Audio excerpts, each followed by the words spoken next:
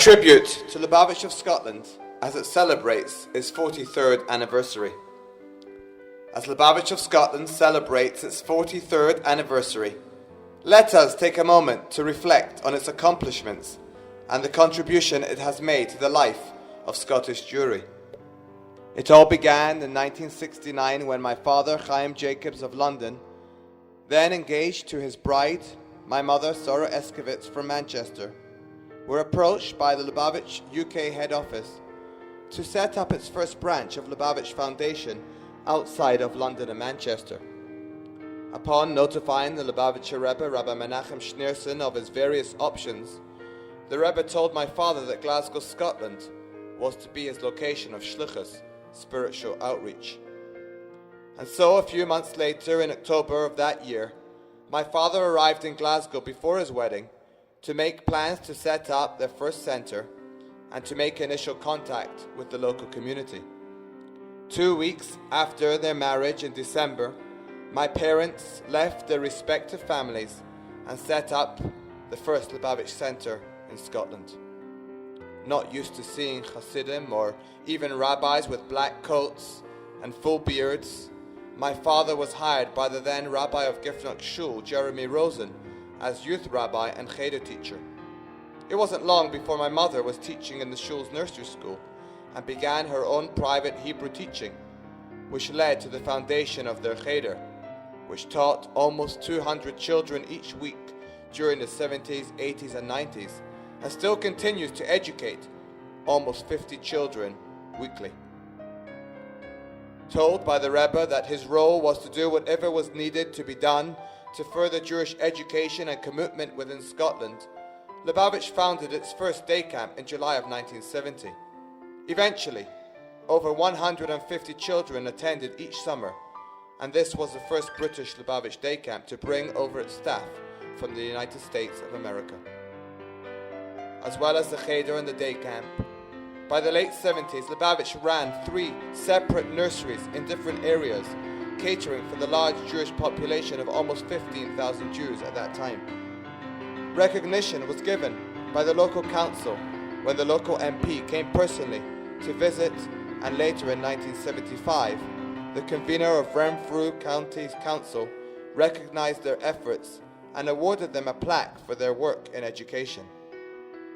Always keen to reach out to the wider community, in 1979, Conservative MPs Sir Malcolm Rifkin and Teddy Taylor were invited to tour the Chabad House and its activities.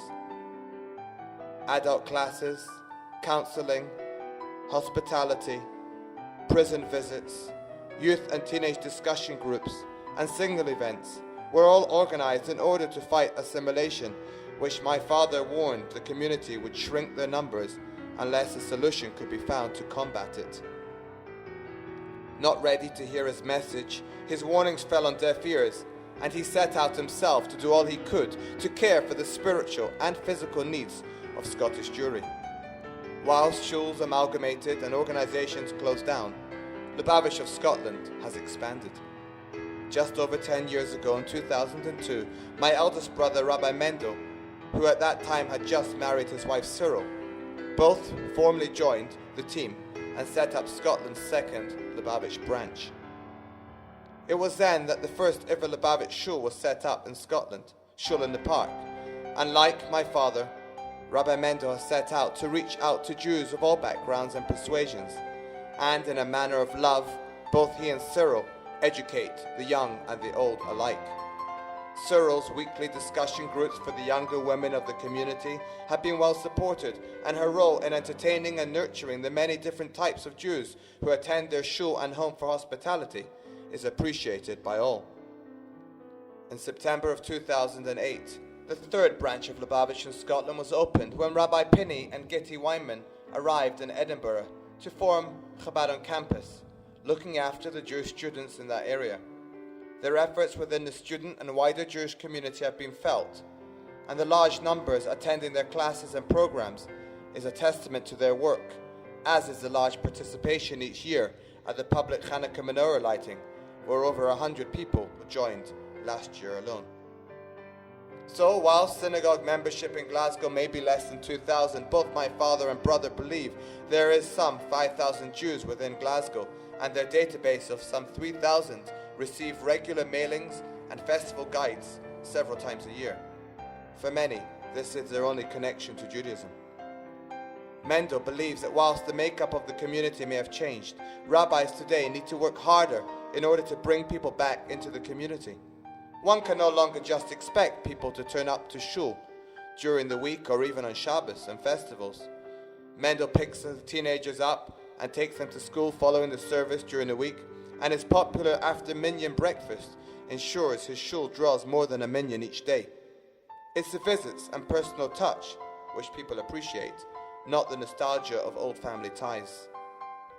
Visits and contact is maintained with hundreds of Jews throughout Scotland, with the Lubavitch Vanishing Jews of Scotland program, reaching as far north as Shetland and as south as Carlisle.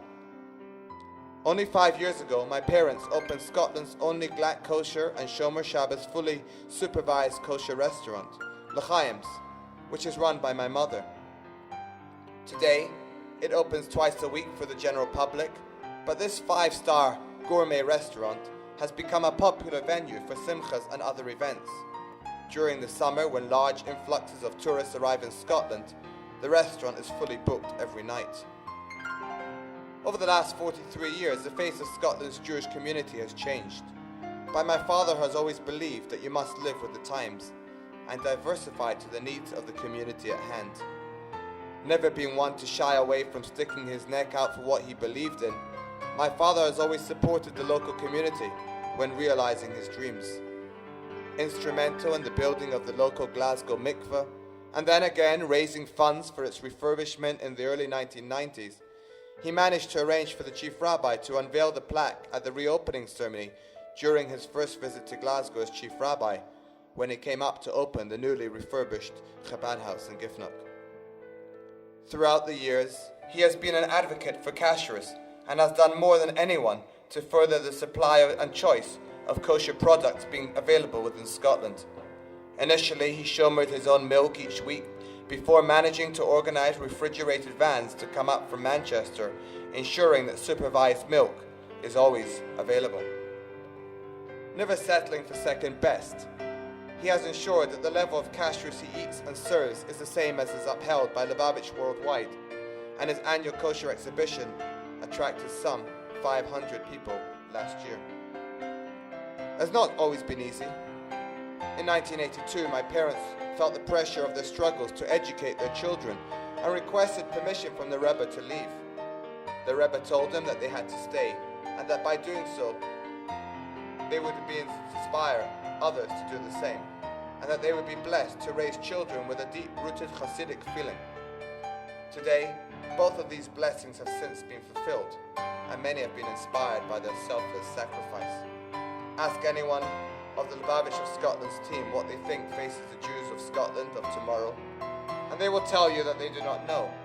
But what they do know is that whatever will be, they will be there to support them and see them through. As I conclude, ladies and gentlemen, please put your hands together and give a round of applause to the people who have spent the last 43 years inspiring and motivating the Jews of Scotland to bring alive the dreams of the Lubavitcher Rebbe, whose love for every Jew has changed the face of the world forever.